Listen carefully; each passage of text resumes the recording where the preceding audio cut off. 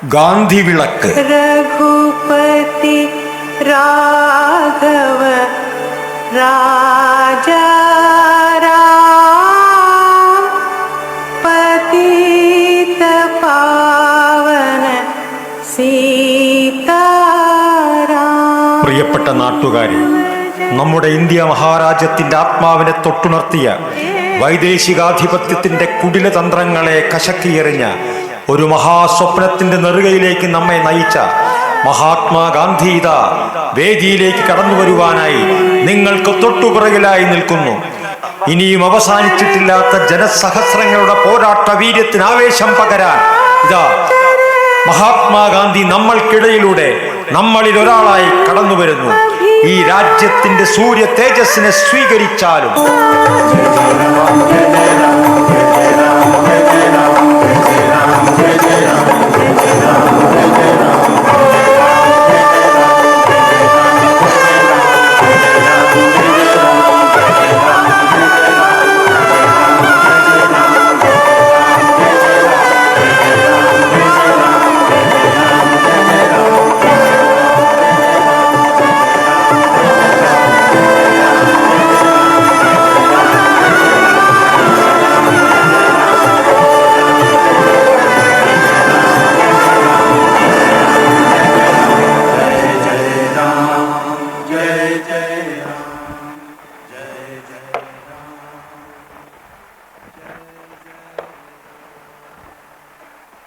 ശരിയാണ്. സ്വതന്ത്ര ഇന്ത്യയിൽ കൂടുതൽ കാലം ജീവിച്ചിരിക്കണമെന്നൊരാഗ്രഹം ഞാൻ മുമ്പ് നിങ്ങളുമായി പങ്കുവച്ചിട്ടുണ്ട്. ദശാബ്ദങ്ങൾക്ക് മുമ്പ് സഹനത്തിൻ്റെയും സത്യാഗ്രഹത്തിൻ്റെയും ബാലപാഠങ്ങൾ പഠിച്ച് ദക്ഷിണാഫ്രിക്കയിൽ നിന്ന് തിരിച്ചെത്തിയ എൻ്റെ മനസ്സിൽ എൻ്റെ സ്വപ്നങ്ങളിൽ ഒരു ഇന്ത്യയുണ്ടായിരുന്നു. ഭാഷ കൊണ്ടും മതം കൊണ്ടും സംസ്കാരം കൊണ്ടും വ്യത്യസ്തരായിരിക്കുമ്പോഴും പരസ്പര സഹകരണത്തിൻ്റെയും സ്നേഹത്തിൻ്റെയും ഭാഷ സംസാരിക്കുന്ന മനുഷ്യരായിരുന്നു അതിൽ നിറയെ. നൂറ്റാണ്ടുകളായി അടിച്ചമർത്തപ്പെട്ട ഒരു ജനതയുടെ ആത്മസാക്ഷാത്കാരത്തിൻ്റെ തുടിപ്പുകളായിരുന്നു ആ സ്വപ്നങ്ങളിൽ. ഒരു പുതിയ ഇന്ത്യ, എല്ലാവരെയും ചേർത്ത് പിടിക്കുന്ന തണലൊരുക്കുന്ന ഒരു ഇന്ത്യ. പക്ഷെ ഇന്ന് ഇരുട്ടുമൂടിക്കൊണ്ടിരിക്കുന്ന ഈ രാജ്യത്ത് കൂടുതൽ കാലം ജീവിച്ചിരിക്കണമെന്ന് ആഗ്രഹിക്കുന്നതിൽ എന്തർത്ഥമാണുള്ളത്? പറയേ, എന്നെ കേട്ടുകൊണ്ടിരിക്കുന്ന നിങ്ങൾ തന്നെ ഉത്തരം പറയേ. ഇങ്ങനെ ഒരു ഇന്ത്യയായിരുന്നു നിങ്ങൾ ആഗ്രഹിച്ചത്? നമ്മുടെ സഹോദരങ്ങൾ, ഈ രാജ്യത്തിന്റെ മക്കൾ തെരുവിൽ പരസ്പരം ഏറ്റുമുട്ടുകയാണ്. കൊന്നും കൊലവിളിച്ചും അവർ നഗരങ്ങളെയും ഗ്രാമങ്ങളെയും കുഴിച്ചു മൂടുകയാണ്. കണ്ണീരും പേടിയുമല്ലാതെ മറ്റൊന്നും നമ്മുടെ കുട്ടികളുടെ മുഖത്ത് പോലും കാണാനില്ല. ഞാൻ കണ്ടതാണ്. കഴിഞ്ഞ 7 മാസമായി ഇന്ത്യയുടെ കലാപബാധിതമായ തെരുവുകളിലായിരുന്നു ഞാൻ. നമ്മുടെ സ്വാതന്ത്ര്യത്തിന്റെ പതാക ഉയർന്നു നിൽക്കേണ്ട കാലത്ത് നമ്മുടെ സഹോദരങ്ങളുടെ ചോരയാണ് ഒഴുകി നടക്കുന്നത്. കലാപത്തിന്റെയും വെറുപ്പിന്റെയും അട്ടഹാസങ്ങളാണ് അവിടെ മുഴുവൻ. അതുകൊണ്ടാണ് എനിക്ക് ഒരു വർഷത്തിനിടെ 2 പ്രാവശ്യം ഉപവസിക്കേണ്ടി വന്നത്. ഇനിയൊരു ഉപവാസം ഈ 78-കാരന്റെ ശരീരം താങ്ങുമെന്ന് തോന്നില്ല. എന്റെ പ്രാണൻ ഒരഭയാർത്ഥിയെ പോലെ ക്ഷീണിച്ചുകൊണ്ടിരിക്കുക. പക്ഷെ ഒരു കാര്യം ഞാൻ ഉറപ്പിച്ച് പറയാം, എന്റെ നാടിന്റെ സമാധാനത്തിന് വേണ്ടി എന്റെ ജീവനറ്റ് പോകുന്നത് വരെ ഞാൻ പൊരുതും. എന്റെ സഹോദരങ്ങളുടെ സമാധാനത്തെക്കാൾ വലുതല്ല ഈ വൃദ്ധന്റെ പ്രാണൻ.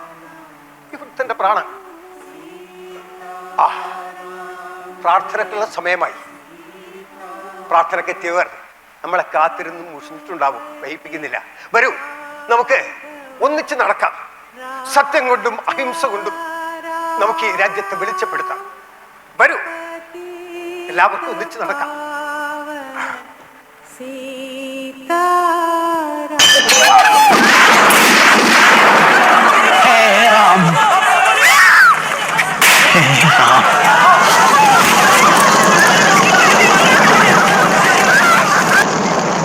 Died as he had always lived, a private man, without wealth, without property, without official title or office. Mahatma Gandhi, is not the commander of armies, nor a ruler of vast lands. He could not boast any scientific achievement or artistic gift. Yet men, governments, dignitaries from all over the world ഈ മണ്ണിലാണ് join hands today to pay homage to this. ഈ മണ്ണിലാണ് മഹാത്മജിയുടെ, നമ്മുടെ രാഷ്ട്രപിതാവിന്റെ രക്തം തിളങ്ങിട്ട് കിടക്കുന്നത്. നമ്മുടെ പ്രതീക്ഷകളുടെ ഉടയോടെ അസ്തമിച്ചത്. അന്ന് ദുഃഖകരമായ ഒരു വെള്ളിയാഴ്ചയായിരുന്നു, ഒരു വൈകുന്നേരമായിരുന്നു. ലോകം മുഴുവൻ അർദ്ധനഗ്നായ ഫക്കീറിനെ കേട്ടുകൊണ്ടിരിക്കുന്ന ദിവസങ്ങളായിരുന്നു അത്. ചർച്ചകളും യോഗങ്ങളും പ്രസംഗങ്ങളും ഉപവാസങ്ങളും യാത്രകളും. അവസാനത്തെ ഉപവാസം കഴിഞ്ഞ് കുറച്ച് ദിവസം കഴിഞ്ഞേ ആയിട്ടുണ്ടായിരുന്നുള്ളൂ. അപ്പോഴാണ് ഒരു മതഭ്രാന്തൻ, ഒരു വർഗീയവാദി, നാത്തൂറാം വിനായക ഗോഡ്സെ തന്റെ ഇറ്റാലിയൻ നിർമ്മിതമായ തോക്കുകൊണ്ട്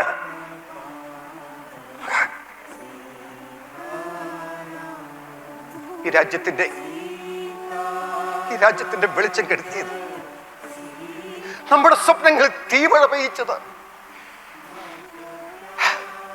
ബാപ്പുജി, മാപ്പ് മാപ്പ്.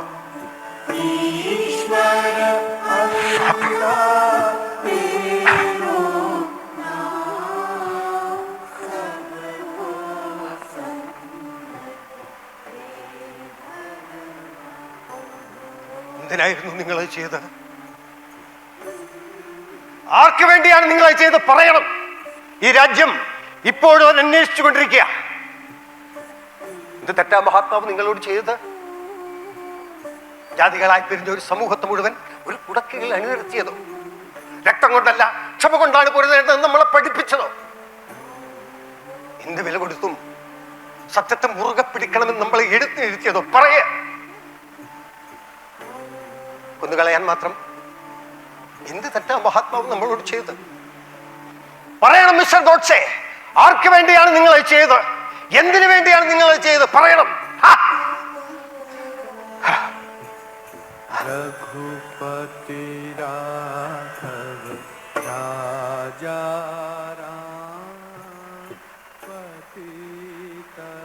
പോരാട്ടങ്ങളുടെയും ആത്മത്യാഗത്തിന്റെയും കൊടുമുടികളിലൊന്നായ മഹാത്മജിയുടെ ജീവിതം അരങ്ങുകളിൽ നിന്ന് അരങ്ങുകളിലേക്ക് പകർന്നാടുന്ന ഒരു നടനാണ് ഞാൻ.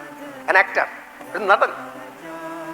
ഓരോ തവണ ഗാന്ധിയായി വേഷമിടുമ്പോഴും ഹേ റാം എന്ന് പറഞ്ഞ് പിടഞ്ഞു വീഴുമ്പോഴും എൻ്റെ മനസ്സിൽ ഉണ്ടായിരുന്നു ഇത്തരം സ്വപ്നങ്ങൾ, ഇത്തരം സംശയങ്ങൾ, ഒരു ഉത്തരവും കിട്ടാത്ത ചോദ്യങ്ങൾ. ശരിയല്ലേ? നിങ്ങൾക്കും തോന്നില്ല ഇത്തരം സംശയങ്ങൾ? പ്രിയപ്പെട്ടവരെ, നിങ്ങൾക്ക് ഓരോരുത്തർക്കും തോന്നില്ലേ ഇത്തരം സംശയങ്ങൾ? ഉണ്ടാവും. നിങ്ങളറിയോ, മഹാത്മജിക്കെതിരെ നടന്ന ആദ്യത്തെ അക്രമമായിരുന്നില്ല അത്. ഏകദേശം ഒരു 10 ദിവസം മുമ്പേ, അതായത് 1947-48 ജനുവരി 20 മഹാത്മജി ഒരു പ്രാർത്ഥനാ യോഗത്തിലിരുന്ന് സംസാരിക്കുകയായിരുന്നു.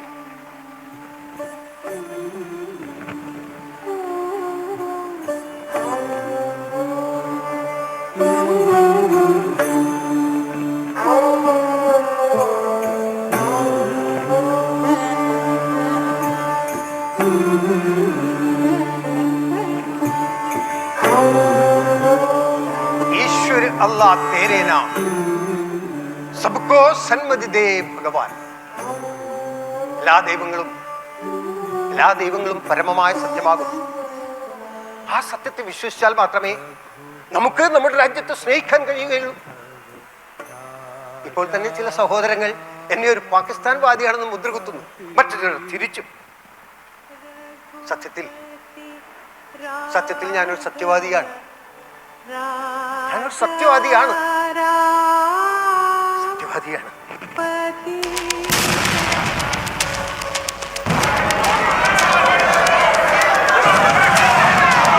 എന്താ അവിടെ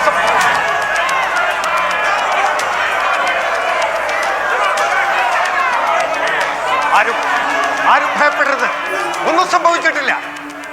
എനിക്കൊന്നും സംഭവിച്ചിട്ടില്ല. എന്തും നേരിടാനുള്ള നമ്മുടെ മനക്കരുത്ത് നമുക്ക് നഷ്ടപ്പെട്ടുകൂടാ. അക്രമങ്ങൾ കൊണ്ട് നമ്മുടെ പ്രാർത്ഥനയെ ആർക്കും തടയാനാവില്ല. ഈ പ്രാർത്ഥനകൾ ഈ രാജ്യത്തിന്റെ ആത്മാവിനെ സുഖപ്പെടുത്താനുള്ളതാണ്. നമ്മുടെ ഉള്ളിലുള്ള ഹിംസയെ ഉപേക്ഷിക്കുന്നതിനാണ്. ഈ പ്രാർത്ഥനകൾ നമുക്ക് ഉപേക്ഷിക്കാൻ കഴിയില്ല. കാരണം സ്വാതന്ത്ര്യത്തെക്കാൾ വിലയുള്ള സമാധാനത്തിന് വേണ്ടിയാണ് നമ്മളിപ്പോൾ പൊരുതുന്നത്. സ്വാതന്ത്ര്യത്തെക്കാൾ വിലയുള്ള സമാധാനത്തിന് വേണ്ടിയാണ് പൊരുതുന്നത്. ആരും ഭയപ്പെടരുത്, ആരും ഭയപ്പെടരുത്.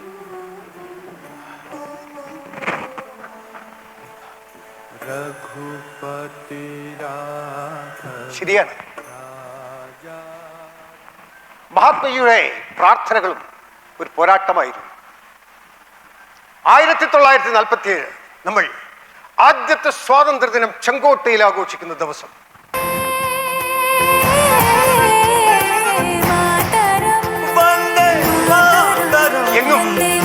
എങ്ങും പതാകകൾ, നിറങ്ങൾ, ആഘോഷങ്ങൾ. ഒരു പുതിയ രാജ്യം പിറക്കുകയാണ്. നമ്മൾ ആഗ്രഹിച്ച നമ്മുടെ പുതിയ രാജ്യം. വേദിയിലും സദസ്സിലും നിറയെ നേതാക്കന്മാർ. Jawaharlal Nehru. Long years ago, we made a trust with the destiny. Now the time has come when we shall ready. Sardar Vallabhbhai Patel, Sarojini Naidu, Lal Bahadur Shastri, BR. Ambedkar, Maulana Abdul Kalam Azad. വേദിയിലും സദസ്സിലും നിറയെ നേതാക്കന്മാർ. പക്ഷേ മഹാത്മജിയുടെ ആഘോഷങ്ങളിലൊന്നും മഹാത്മജി ഇല്ലായിരുന്നു. സ്വാതന്ത്ര്യത്തിന്റെ പുലരികളിൽ അർദ്ധനഗ്നനായ വയോവൃദ്ധൻ കലാപകാരികൾക്കിടയിലായിരുന്നു, തെരുവുകളിലായിരുന്നു.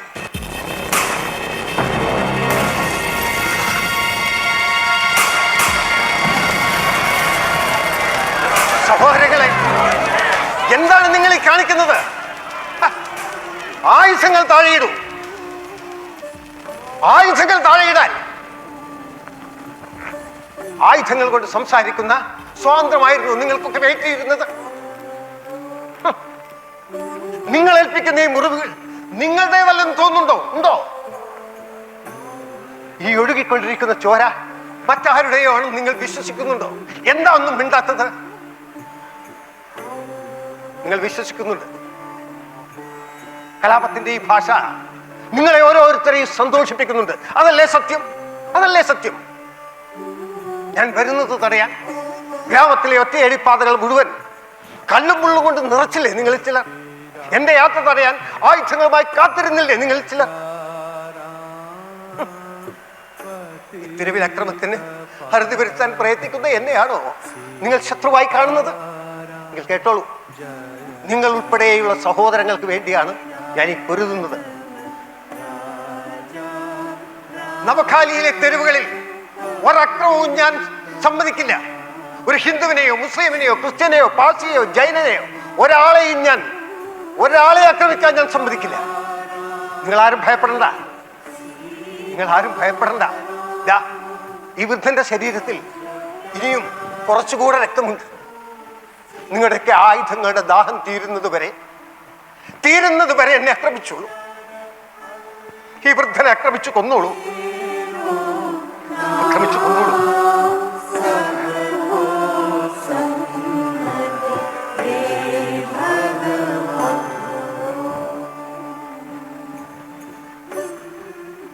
നൂറ്റാണ്ടുകൾ കൊണ്ട് നമ്മൾ നേടിയെടുത്ത സ്വാതന്ത്ര്യത്തിന്റെയും സ്നേഹത്തിന്റെയും സഹവർത്തിത്വത്തിന്റെയും ഭാഷകൾ മറന്ന്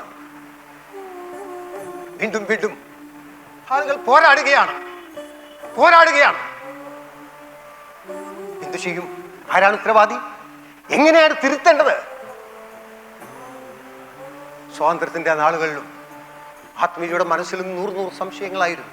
ഒരു ഉത്തരവും കിട്ടാത്ത ചോദ്യങ്ങളായിരുന്നു.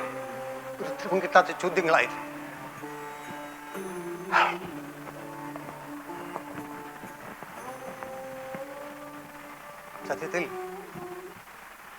ആരുടെ ജീവിതത്തിലാ ദുഃഖങ്ങളില്ലാതിരുന്നിട്ടുള്ളത്? അല്ലേ?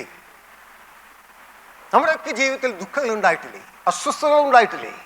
എൻ്റെ കാര്യം തന്നെ എടുക്കാം.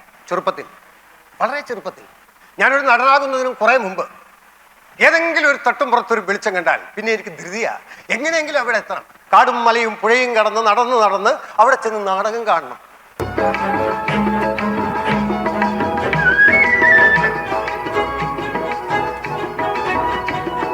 തിരശ്ശീലക്ക് പിന്നിൽ ഉയരുന്ന മാസ്മരിക വെളിച്ചത്തിൽ കഥാപാത്രങ്ങളെ കണ്ട് വിസ്മയിക്കണം. പിന്നെ എങ്ങനെയെങ്കിലും ഒരു നാടകം കളിക്കണമെന്ന് ഞങ്ങൾ കൂട്ടുകാർ അച്ഛനും അമ്മയും അറിയാതെ കുറേ നാടകങ്ങൾ കളിച്ചു. വയലിലും ആളൊറിഞ്ഞ പറമ്പിലും ക്ലബ്ബുകൾ അങ്ങനെ. അപ്പോഴേക്കും എൻ്റെ പഠിപ്പൊക്കെ ഏകദേശം ഒരു വഴിക്കായി കേട്ടോ. പിന്നെ എനിക്ക് നാടകമില്ലാതെ ജീവിക്കാൻ കഴിയില്ലെന്നൊരവസ്ഥയായി. ഒരുപാട് വാതിലുകൾ ഞാൻ മുട്ടി. അവസാനം എനിക്കൊരു നല്ല സമിതിയിൽ ഒരു നല്ല വേഷം കിട്ടി. ചെറുതൊന്നല്ല കേട്ടോ, നല്ല ഉശിരൻ വേഷം. കായംകുളം കൊച്ചുണ്ണി, നല്ലവനായ കള്ളൻ.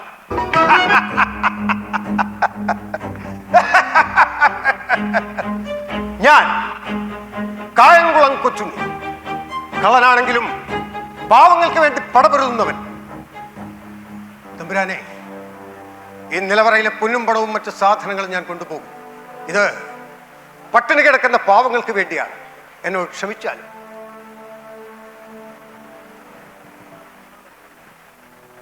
അമ്മയുടെ കൈയും കാലും പിടിച്ച് വിഷയം അച്ഛൻ്റെ മുമ്പിൽ അവതരിപ്പിച്ചു. അച്ഛൻ പറഞ്ഞു, നിന്റെ ഇഷ്ടം അതാണെങ്കിൽ ഞാൻ തടയുന്നില്ല. പക്ഷെ ഒരു കാര്യം, കലാകാരന്മാർക്കുള്ള മറ്റു ചില സ്വഭാവങ്ങളുണ്ടല്ലോ, മദ്യപാനം, അത് തന്നെ, അത് വേണ്ട, അതൊരു ചീത്ത സ്വഭാവമാണ്. പിന്നെ ഞാനൊരു ഗാന്ധിയനാണെന്ന കാര്യവും നീ മറക്കരുത്. അച്ഛനോട് തലയാട്ടി ഇറങ്ങി നാടകം കത്തിക്കയറി. ഓരോ ജില്ലകളിലും 1-2 നാടകങ്ങൾ, എങ്ങും അഭിനന്ദനങ്ങൾ, ആർഭാടങ്ങൾ, ആഘോഷങ്ങൾ. പിന്നെ എല്ലാ ആഘോഷങ്ങളിലും പങ്കുചേരണമെന്ന നിർബന്ധമായി. അച്ഛനോടത്തെ വാക്ക് ഞാൻ ലംഘിച്ചു. ഞാൻ മദ്യപിച്ചു തുടങ്ങി. പിന്നെ വീട്ടിലേക്ക് വരുന്നത് വല്ലപ്പോഴുമായി. അങ്ങനെ ഒരു ദിവസം മദ്യപിച്ച് ലക്കിട്ട് വീട്ടിലെത്തിയപ്പോ അച്ഛൻ മുന്നിൽ.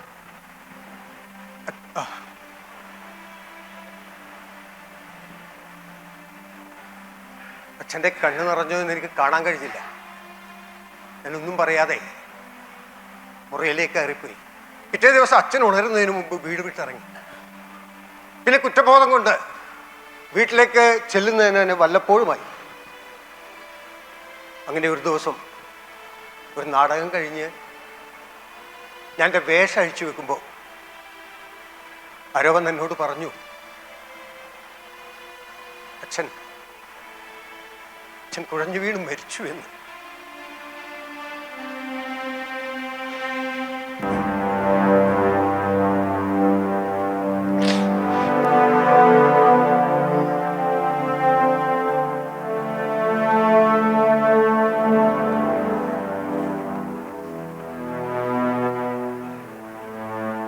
എല്ലാ ആഗ്രഹങ്ങൾക്കും എന്നും കൂട്ടുനിന്ന് അച്ഛനായിരുന്നു. ആ അച്ഛനൊന്നും പറയാതെ പോയപ്പോൾ, അച്ഛനോട് ഒരു മാപ്പ് പോലും ചോദിക്കാൻ കഴിയാതെ അച്ഛൻ പോയപ്പോൾ, അതെൻ്റെ ജീവിതത്തിൽ ഏറ്റവും സങ്കടകരമായ ഒരു ദിവസമായിരുന്നു. നമ്മുടെയൊക്കെ ജീവിതത്തിൽ ഇങ്ങനെ ചില സങ്കടങ്ങൾ ഉണ്ടാവില്ലേ? ഇല്ലേ? ഇങ്ങനെ ചില ദുഃഖങ്ങളുണ്ടാവും, ഇങ്ങനെ ചില നിമിഷങ്ങളുണ്ടാവും. നമ്മൾ ചില ഉറച്ച തീരുമാനങ്ങൾ എടുക്കുന്ന ദിവസം. സത്യം പറയാലോ, അന്നു മുതലാണ് ഞാൻ എൻ്റെ മദ്യപാനം എന്നേക്കുമായി ഉപേക്ഷിച്ചത്. മഹാത്മജിയുടെ ജീവിതത്തിലും ഇതുപോലൊരു ദിവസം ഉണ്ടായിരുന്നു. അനീതിക്കെതിരെ പോരാടാൻ മഹാത്മജി ഉറച്ച തീരുമാനമെടുത്ത ദിവസം 1893 മെയ് 30. അന്ന് മഹാത്മജി ദക്ഷിണാഫ്രിക്കയിലായിരുന്നു. ദാദാ അബ്ദുള്ളയുടെ കമ്പനിക്ക് വേണ്ടി കോട്ടും സൂട്ടും ഇട്ട് വക്കീൽ പണിയെടുക്കുന്ന കാലം. ഒരു ദിവസം ട്രാൻസ്വാളിന്റെ തലസ്ഥാനമായ പ്രിത്തോറിയയിലേക്ക് പോകാൻ മഹാത്മജിക്ക് ഒരു അത്യാവശ്യം വന്നു. ദാദാ അബ്ദുള്ള എടുത്തു കൊടുത്ത ഫസ്റ്റ് ക്ലാസ് ടിക്കറ്റുമായി ലഗേജുമായി മഹാത്മജി ഫസ്റ്റ് ക്ലാസ്സിലിരുന്ന് യാത്ര തുടങ്ങി. ഏകദേശം 9 മണിയായി കാണും. പീറ്റർ മാരിസ്ബർഗ് എന്ന സ്റ്റേഷനിലെത്തിയതും ഒരു വെള്ളക്കാരൻ കടന്നു വന്നു. ഒരു കറുത്ത വർഗ്ഗക്കാരൻ ഫസ്റ്റ് ക്ലാസ്സിലിരുന്ന് യാത്ര ചെയ്യുന്നത് അദ്ദേഹത്തിന് തീരെ രസിച്ചില്ല. അദ്ദേഹം ഉടൻ തന്നെ റെയിൽവേ ഉദ്യോഗസ്ഥരെയും പോലീസിനെയും വിളിച്ചു വരുത്തി മഹാത്മജി അദ്ദേഹത്തിന്റെ ലഗേജും എടുത്ത് പ്ലാറ്റ്ഫോമിലേക്ക് വലിച്ചെറിഞ്ഞു.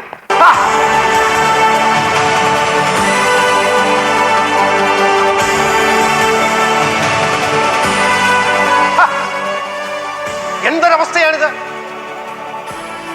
എല്ലുകൾ പോലും മരവിക്കുന്ന ഈ തണുപ്പത്ത് ഒരു ചെറുപ്പക്കാരൻ ഇങ്ങനെ വലിച്ചെറിയാൻ നിങ്ങൾക്ക് എന്തൊരു ഉത്സാഹമാണ്! എന്ത് തെറ്റാ ഞാൻ ചെയ്തത്? എന്റെ കയ്യിൽ ഫസ്റ്റ് ക്ലാസ് ടിക്കറ്റ് ഇല്ലേ? എന്നിട്ട് എന്നെ ഒരു മനുഷ്യനായി കാണാൻ നിങ്ങൾക്ക് കഴിയുന്നില്ലേ?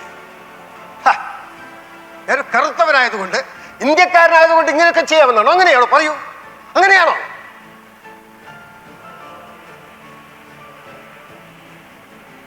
കേട്ടിട്ടില്ലേ?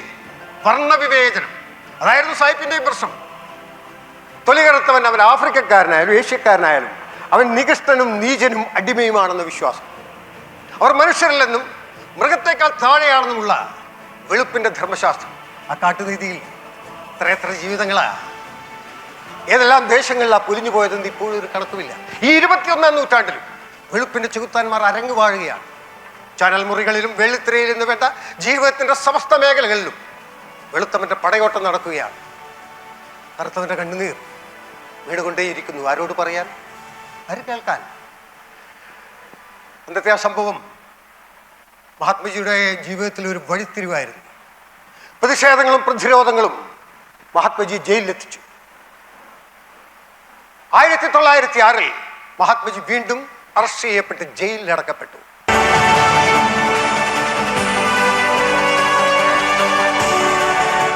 ആ ജയിൽ കാലം ഭീകരമായ അനുഭവങ്ങളുടേതായിരുന്നു. ഒരു ദിവസം 9 മണിക്കൂറിലേറെ കഠിനമായി ജോലി ചെയ്യിച്ച ദിവസങ്ങളായിരുന്നു. ആ വർഷം തന്നെ നവംബറിൽ മഹാത്മജിക്ക് ജയിലിൽ ഒരു അടിയന്തര സന്ദേശം കിട്ടി.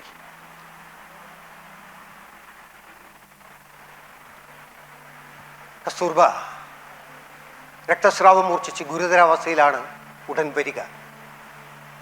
മഹാത്മജി വല്ലാതെ അസ്വസ്ഥനായി. പിഴയടച്ചാൽ മാത്രമേ ജയിലിൽ നിന്ന് പുറത്തിറങ്ങാൻ കഴിയൂ.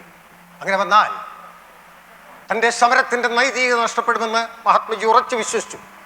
അദ്ദേഹം തൻ്റെ പ്രിയപ്പെട്ട കസ്തൂർബക്ക് എഴുതി,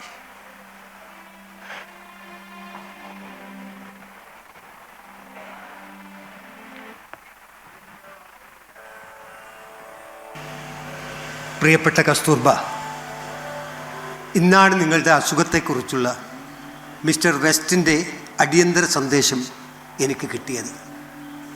ഹൃദയഭേദകമാണ് അത്. അവിടെ എത്തി നിങ്ങളെ പരിചരിക്കാനാവാത്ത നിലയിലാണല്ലോ എന്നോർത്ത് അത്യന്തം ഖിന്നനാണ് ഞാൻ എൻ്റെ സർവസ്വവും സത്യാഗ്രഹത്തിനായി സമർപ്പിച്ചു കഴിഞ്ഞു. അതിനാൽ അങ്ങോട്ട് വരുന്ന പ്രശ്നമേയില്ല. പിഴയടച്ച് ജയിലിൽ നിന്നിറങ്ങിയാൽ ഞാൻ ഏറ്റെടുത്ത സമരം കപടമായി മാറും.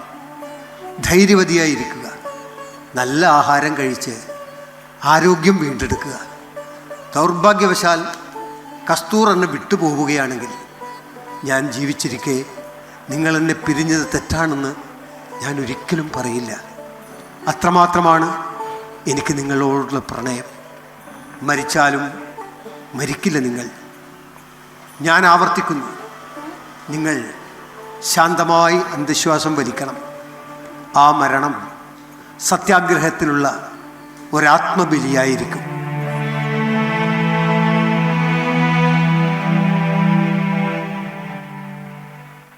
ആ സങ്കടത്തിനും ഒരു മറുപകുതിയുണ്ടായിരുന്നു. തികച്ചും അപ്രതീക്ഷിതമായ ഒന്ന്. അതെ, കസ്തൂർബ മരണക്കിടക്കയിൽ നിന്നും തിരിച്ചെത്തിയിരിക്കുന്നു. നഷ്ടപ്പെട്ടു എന്ന് കരുതിയ ജീവിതത്തിലെ വെളിച്ചം മഹാത്മജിയുടെ ജീവിതത്തിൽ വീണ്ടും തെളിഞ്ഞിരിക്കുന്നു. കുടുംബം, കുട്ടികൾ, പ്രസംഗങ്ങൾ, അഭിമുഖങ്ങൾ, സംവാദങ്ങൾ, അങ്ങനെയല്ല. ചെറിയ ചെറിയ വിജയങ്ങൾ ദക്ഷിണാഫ്രിക്കയിലെ ഇന്ത്യക്കാരെ തേടിയെത്തി. അപ്പോഴും സ്വന്തം രാജ്യത്ത് നടക്കുന്ന അനിഷ്ട സംഭവങ്ങൾ മഹാത്മജിയെ വല്ലാതെ അസ്വസ്ഥനാക്കി. അദ്ദേഹം നിരന്തരം ഇന്ത്യയിലുള്ള നേതാക്കളുമായി കത്തുകളിലൂടെ സംസാരിച്ചു കൊണ്ടേയിരുന്നു. അവസാനം അദ്ദേഹം തീരുമാനമെടുത്തു. അതെ, മഹാത്മജി ഇന്ത്യയിലേക്ക് തിരിച്ചെത്തുന്നു. ദക്ഷിണാഫ്രിക്കയിലെ ഇന്ത്യൻ സമരനായകൻ ഇന്ത്യയിലേക്ക് തിരിച്ചെത്തിയിരിക്കുന്നു. എല്ലായിടത്തും സ്വീകരണങ്ങൾ, സംവാദങ്ങൾ, പ്രസംഗങ്ങൾ. ഇന്ത്യയെപ്പറ്റി ആഴത്തിൽ മനസ്സിലാക്കാതെ ഒന്നിനും ഇറങ്ങരുതെന്ന രാഷ്ട്രീയ ഗുരുക്കന്മാരുടെ ഉപദേശം മാനിച്ച് മഹാത്മജി ഇന്ത്യ മുഴുവൻ തീവണ്ടിയിൽ സഞ്ചരിച്ച് സാധാരണക്കാരായ ജനങ്ങളെ നിരീക്ഷിച്ചു. അവരുടെ പ്രശ്നങ്ങൾ ചോദിച്ചറിഞ്ഞു. അവരിൽ പിടിമുറുക്കിയിരിക്കുന്ന അരക്ഷിതാവസ്ഥ അദ്ദേഹം മനസ്സിലായി. അതിനിടയിലാണ് ബീഹാറിലെ നീലം തൊഴിലാളികൾക്ക് നേരെ വെള്ളക്കാരായ മുതലാളിമാർ നടത്തുന്ന കടുത്ത അനീതിയെപ്പറ്റി മഹാത്മജി അറിയുന്നത്. ഭക്ഷ്യവിളകൾ കൃഷി ചെയ്യാൻ സമ്മതിക്കാതെ യൂറോപ്യൻ മാർക്കറ്റിൽ ലാഭം കൊയ്യുന്ന നീലത്തിന് വേണ്ടി നിയമവും അധികാരവും ഉപയോഗിച്ച് നിർബന്ധിത കൃഷി ചെയ്യിക്കുകയായിരുന്നു വെള്ളക്കാരായ മുതലാളിമാർ. ചമ്പാറിലെത്തിയ മഹാത്മജിയെ കോടതി ഇടപെട്ട് തടഞ്ഞു. മഹാത്മജി സമ്മതിച്ചില്ല. 8000-ഓളം വരുന്ന തൊഴിലാളികളെ കണ്ട് അദ്ദേഹം അവരുടെ പ്രശ്നങ്ങൾ കേട്ടു. പ്രതിഷേധവും പ്രതിരോധങ്ങളും അരങ്ങേറി അവസാനം അവരെ തേടിയ തീരുമാനമെത്തി. സമരം വിജയിച്ചിരിക്കുന്നു.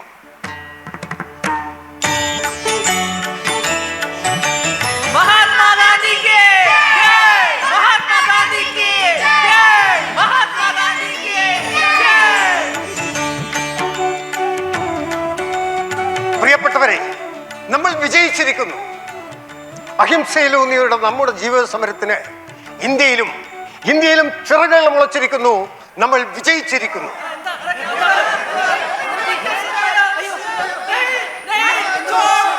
എന്താണ് പഞ്ചാബിൽ അമൃത്സറിൽ എന്താണ് സംഭവിച്ചത്? തെളിയിച്ചു പറയും. എന്താണ്?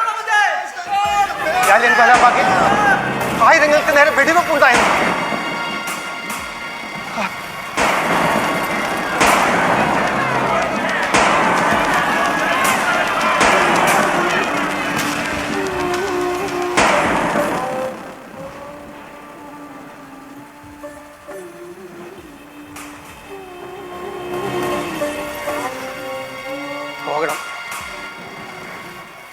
എവിടേക്ക് പോകണം? നിരപരാധികളായ എൻ്റെ സഹോദരങ്ങളെ കാണണം. അവരുടെ സങ്കടത്തിൽ പങ്കുചേരണം. പോയേ തീരൂ. സംഭവ സ്ഥലത്തേക്കുള്ള ഗാന്ധിയുടെ വരവ് അധികാരികൾ തടഞ്ഞിരുന്നു. ഗാന്ധിയുടെ സാന്നിധ്യം പ്രതിഷേധത്തെ ആളിക്കത്തിക്കുമെന്ന് അധികാരികൾ കരുതി. അവിടുത്തെ കാഴ്ച സങ്കടകരമായിരുന്നു. പുറത്തേക്കിറങ്ങാൻ ഒറ്റ വഴി മാത്രമേയുള്ളൂ. ജാലിയൻ വാലാബാഗ് രക്തത്തിൽ കുളിച്ചു കിടക്കുകയായിരുന്നു.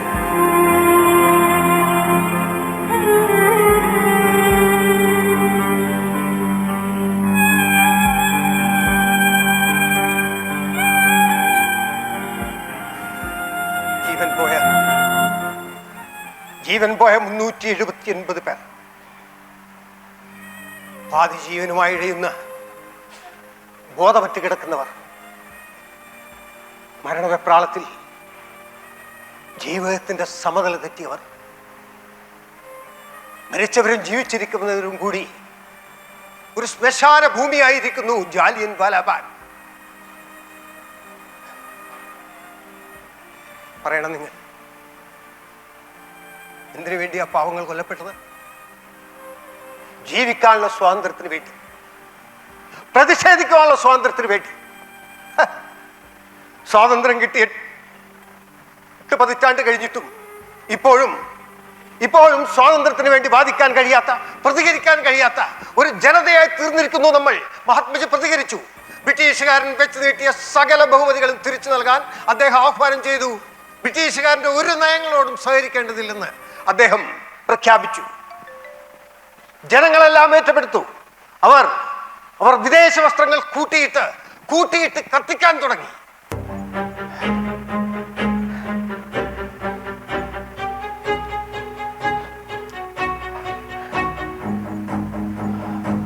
സമരാവേശമാളിക്കത്തി. അതിനിടെ അഹിംസയുടെ പാഠങ്ങൾ മറന്ന് ചൗരി ചൗരയിൽ ആൾക്കൂട്ടം പോലീസ് സ്റ്റേഷൻ കത്തിച്ചു. ഗാന്ധിക്കത് സഹിക്കാൻ കഴിഞ്ഞില്ല.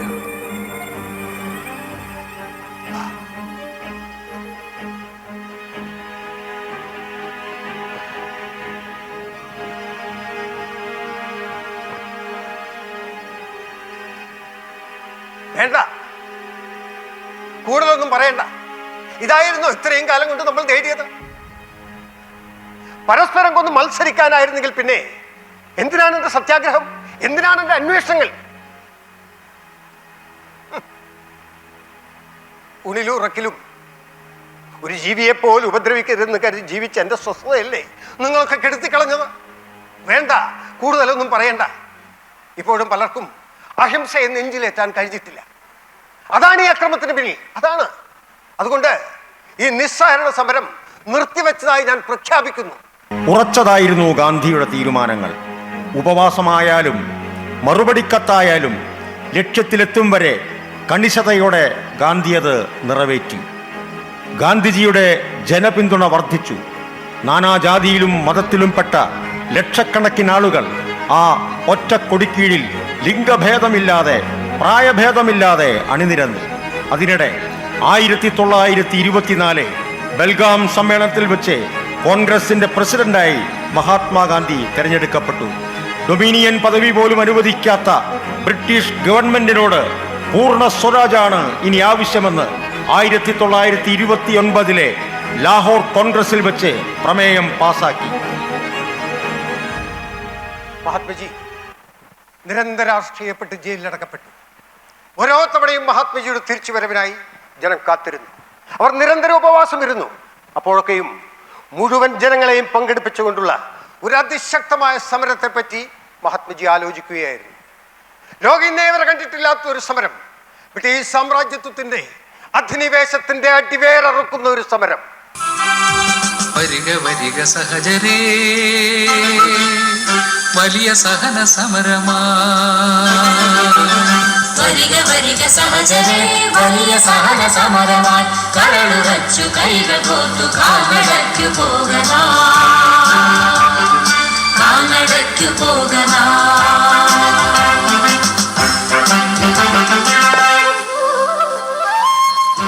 പ്രിയപ്പെട്ടവരെ, ഇന്നു മുതൽ നമ്മളൊരു അതിശക്തമായ സമരമുഖത്തേക്ക് ഇറങ്ങുകയാണ്. ബ്രിട്ടീഷ് സാമ്രാജ്യത്വത്തിന്റെ സകല സ്വസ്ഥതകളും നശിപ്പിക്കുന്ന ഒരു സമരം, ഉപ്പ് സത്യാഗ്രഹം. പ്രിയപ്പെട്ടവരെ, നമ്മുടെ ഇന്ത്യ മഹാരാജ്യത്തിന് കിലോമീറ്ററുകൾ നീണ്ടു കിടക്കുന്ന കടൽ തീരമുണ്ട്. എന്നിട്ടും ഉപ്പ് നമുക്ക് കിട്ടാക്കനിയാണ്. ഇത് മുഴുവൻ ഉത്പാദിപ്പിക്കുവാനുള്ള സകല സ്വാതന്ത്ര്യങ്ങളും ആരാണ് ബ്രിട്ടീഷുകാർക്ക് നൽകിയത്? അക്കരി നിയമം നമ്മൾ ലംഘിക്കുന്നു. വരുന്ന മാർച്ച് 12 ആശ്രമത്തിലെ 78 അന്തേവാസികളുമായി നമ്മൾ ദണ്ഡി കടപ്പുറത്തേക്ക് മാർച്ച് ചെയ്യുന്നു. ഇന്ത്യയിലെ മുഴുവൻ ഗ്രാമങ്ങളും കടപ്പുറങ്ങളിലേക്ക് ഒഴുകട്ടെ, ഉപ്പ് കുറുക്കട്ടെ, നിയമം ലംഘിക്കട്ടെ. സർവവും സഹിച്ചുകൊണ്ട് അവർ പ്രതിഷേധിക്കട്ടെ. പ്രിയപ്പെട്ടവരെ, സമ്പൂർണ്ണ സ്വാതന്ത്ര്യം നമുക്കകലെയല്ല.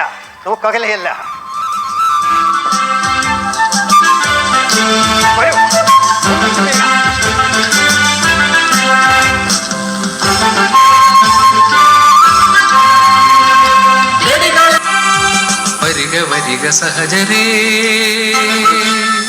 വലിയ സഹന സമരമാ. വരിക വരിക സഹജരേ, വലിയ സഹന സമരമായി. എനിക്കറിയാം, നിങ്ങളൊക്കെ ഇപ്പൊ ആലോചിക്കുന്നുണ്ടാവും, ഈ കഥകളൊക്കെ നിങ്ങൾ ഒരുപാട് തവണ കേട്ട കഥകളല്ലേ അല്ലേ? നിങ്ങൾ സംശയിക്കുന്നില്ലേ? എങ്കിൽ അങ്ങനെയല്ല, ഇത് വെറും കഥകളല്ല. നമ്മുടെ രാജ്യം കടന്നുപോയ ഒരു ദുഷിച്ച കാലഘട്ടത്തിന്റെ ശക്തമായ ഓർമ്മപ്പെടുത്തലാണിത്. ഞാൻ എന്തിനാണ് ഇപ്പോഴും മഹാത്മജിയെ കൂട്ടുപിടിക്കുന്നതെന്നും നിങ്ങൾ സംശയിക്കുന്നുണ്ടാവും. പറയാം. 1936 മഹാനായ BR അംബേദ്കർ ബോംബെ സമാചാറിൽ എഴുതിയ ഒരു വാർത്തയുണ്ട്. പീടികയിൽ പോയി ഉപ്പ് എന്ന് പറഞ്ഞു പോയ ഒരു ഈഴവന്റെ കഥ. പുളിഞ്ചാടാൻ എന്ന് പറയേണ്ടതിന് പകരം സവർണർക്ക് മാത്രം പറയാൻ അധികാരമുണ്ടായിരുന്ന ഉപ്പ് എന്ന് പറഞ്ഞു പോയതിന്റെ പേരിൽ തല്ലിക്കൊന്ന ഒരു പാവം മനുഷ്യന്റെ കഥ. ആ മനുഷ്യന്റെ ചെറുമകനാണ് ഞാൻ. ഇന്ന് വാദിക്കാൻ നിയമങ്ങൾ ഉണ്ടായിരുന്നില്ല, ചോദിക്കാൻ ആളുകളും. ജാതിയും ഉപജാതിയുമായി, തൊട്ടുകൂടായ്മയും തീണ്ടലുമായി നൂറ്റാണ്ടുകൾ പഴക്കമുള്ള സ്മൃതികളും സ്തുതികളും ചേർന്ന് കാർന്നു തിന്നുകയായിരുന്നു നമ്മെ. അവിടെയാണ് ഒരു മനുഷ്യൻ, ഒരു മഹാത്മാവ് ഉപ്പ് എന്ന് ധൈര്യപൂർവ്വം പറയാൻ നമുക്ക് കരുത്ത് തന്നത്, പ്രതിഷേധിച്ചത്, പ്രതികരിച്ചത്. വലിയ പീഡനങ്ങൾ അനുഭവിക്കേണ്ടി വന്നെങ്കിലും ആ സമരം ഒരു വൻ വിജയമായിരുന്നു. ലോകം ഇന്നേവരെ കണ്ടിട്ടില്ലാത്തൊരു സമരമായിരുന്നു അത്. ഇന്ത്യയിൽ അതിൻ്റെ അലയൊലികൾ എങ്ങുമുണ്ടായി. ക്വിറ്റ് ഇന്ത്യ സമരം പോലെയുള്ള അതിശക്തമായ സമരങ്ങൾ അരങ്ങേറി. പട്ടമേയ സമ്മേളനവും ചർച്ചകളും ഉണ്ടായി. അവസാനം ഒരു പുതിയ രാജ്യം പ്രഖ്യാപിക്കുമെന്ന അറിയിപ്പുണ്ടായി. സ്വാതന്ത്ര്യത്തോടൊപ്പം വിഭജനവും കലാപങ്ങളും അരങ്ങേറി.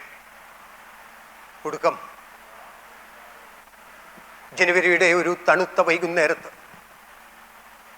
ജാതി മേൽക്കൊയ്മ ഊട്ടി ഉറപ്പിക്കാൻ സംഘടിതമായ ഗൂഢാലോചനയുടെ ഭാഗമായി മതത്തിന്റെ പേര് പറഞ്ഞ് ആ വിളക്ക് കെടുത്തിക്കളഞ്ഞു.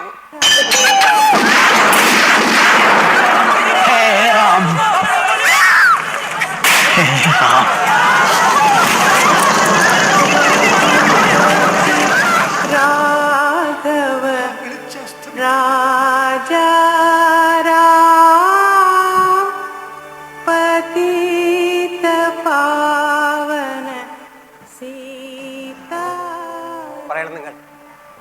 മനുഷ്യന്റെ കഥ പറയാൻ, ആ മഹാത്മാവിന്റെ കഥ പറയാൻ ഞാൻ യോഗ്യനല്ലേ?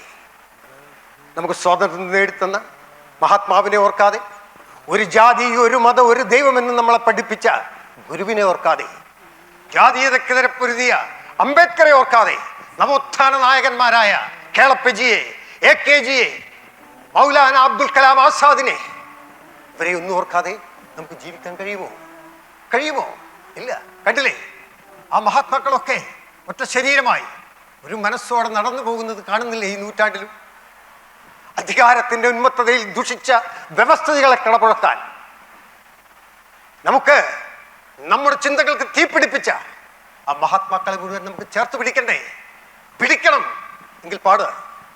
ഇക്കാലം ആവശ്യപ്പെടുന്ന പാട്ട്, ഒന്നിച്ചു പാട്. ഇക്കാലം ആവശ്യപ്പെടുന്ന പാട്ട്, ഈശ്വര അല്ലാ തേരേ നാം സബ്കോ സന്മതി ദേ ഭഗവാൻ. ഈശ്വര അല്ലാ തേരോ നാം സബ്കോ സന്മതി ദേ ഭഗവാൻ. रघुपति राघव राजा राम पतित पावन सीताराम. जय रघुपति राघव राजा. സഹൃദയരെ, എൻ്റെ ഈ പകർന്നാട്ടം, എൻ്റെ ഈ ഗാന്ധിവേഷം ഈ കാലഘട്ടം ആവശ്യപ്പെടുന്ന ശക്തമായൊരു ഓർമ്മപ്പെടുത്തലാണ്. ഈ നാടകത്തെ മനസ്സുകൊണ്ട് സ്വീകരിച്ച നാടകസ്നേഹികളായ നിങ്ങൾ ഓരോരുത്തർക്കും മണിയൂറകം നാടകവേദിയുടെ സ്നേഹം, നന്ദി.